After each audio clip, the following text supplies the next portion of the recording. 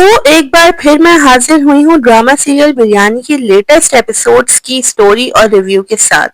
تو جناب سٹوری اس دفعہ کوئی ایسی لمبی چوڑی تو نہیں ہے، بس امپورٹنٹ ایونٹس یہی تھے کہ نسا میران کے گاؤں گئی ہوئی تھی.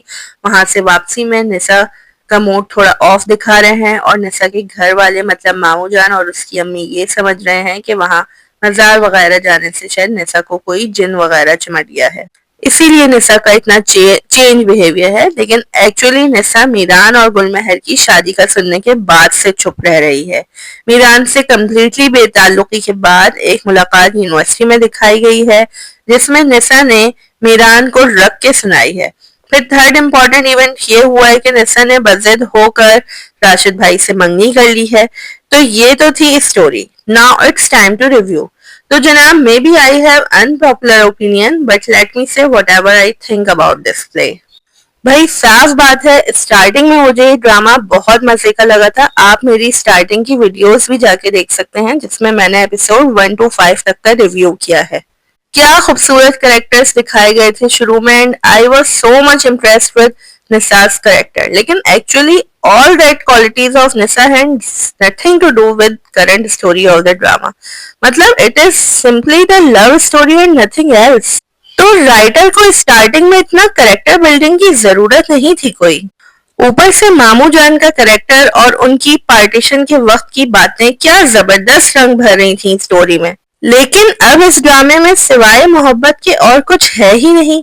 کیا فائدہ ہوا وہ اسکالرشپ ہولڈر اسٹوڈنٹ اور ٹیچر کی پی ایچ ڈی کی ریسرچ کی اسسٹنٹ شو کرنے کا، اور کیا فائدہ ہوا مامو جان کے character and dialogues per starting میں اتنی محنت کرنے کا جب آخر میں اتنی ٹپیکل اسٹوری کی طرف ہی جانا تھا. تو I think these all stuff has nothing to do with the story of the drama.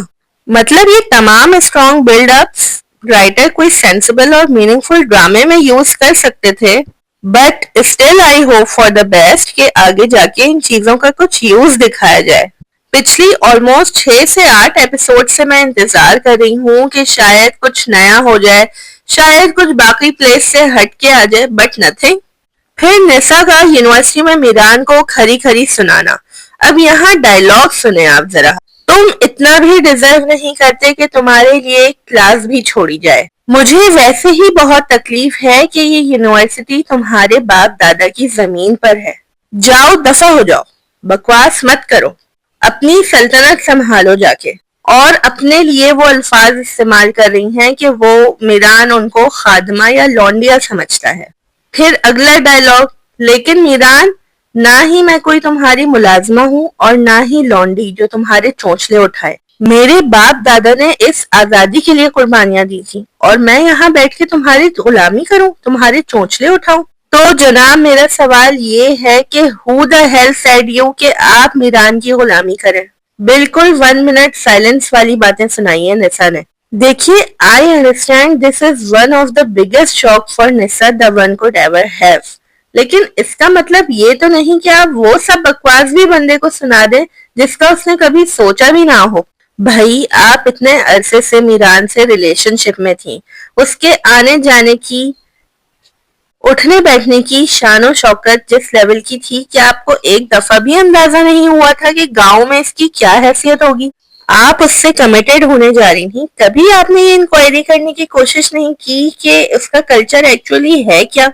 وہ تو گل یا کسی اور لڑکی سے شادی والا کام آپ سے شادی کے بعد بھی کر سکتا تھا اور آپ کچھ بھی نہیں کر سکتی تھیں. سیکنڈ بات یہ کہ نسا کے ذہن میں کیا تھا، میران شہر آ کے رہے گا، اپنی بنی بنائی ریاست کو لات مار کے ان کے ساتھ کیریئر گرو کرے گا. مطلب آؤٹ آف سینس بات ہے بالکل. بس the only mistake from Miran side is that کہ اسے گل مہر کو ہرگز پرمیشن نہیں دینی چاہیے تھی کہ وہ نسا کو یہ سب بتائے. نسا کے گاؤں جانے سے پہلے میران کو خود نسا کو کانفیڈنس میں لے کے یہ بات ڈسکلوز کر دینی چاہیے تھی، اپنے خاندان کی ہسٹری بتانی چاہیے تھی. میران کو اندازہ ہونا چاہیے تھا کہ نسا عام لڑکیوں سے مختلف ہے. وہ اس کی دولت شہرت کی دیوانی نہیں ہے. وہ عزت، آزادی، محبت سب کچھ 100% ڈیمانڈ کرتی ہے. اسٹارٹنگ میں یہ سب کلیئرلی بتا دیتا تو یہ والی بریانی تیار نہ ہوتی جو نہ سندھی بریانی رہی نہ کراچی بریانی. اوپر سے وہ نسا کی نان سینس امی. I mean, literally she is unable to understand what is going on within Nisa. जिन चिमट गया, असरात आ गए, फजूल की बात. ये नहीं समझ आ रही कि गांव से बेटी नई खबर भी तो लेकर आई है. कहीं वो बात तो डिस्टर्ब नहीं कर रही मेरी बेटी को, क्योंकि वो लड़का हर दूसरे दिन मेरे घर पहुंचा हुआ होता है उससे मिलने के लिए. कहीं कुछ और तो सीन नहीं है दोनों का. और हाँ, one more thing, I feel pity for Tanveer. वो लड़की पूरा घर संभालती है उनका, और फिर भी जिसका दिल करता है वो उसे पकड़ के जलील कर देता है.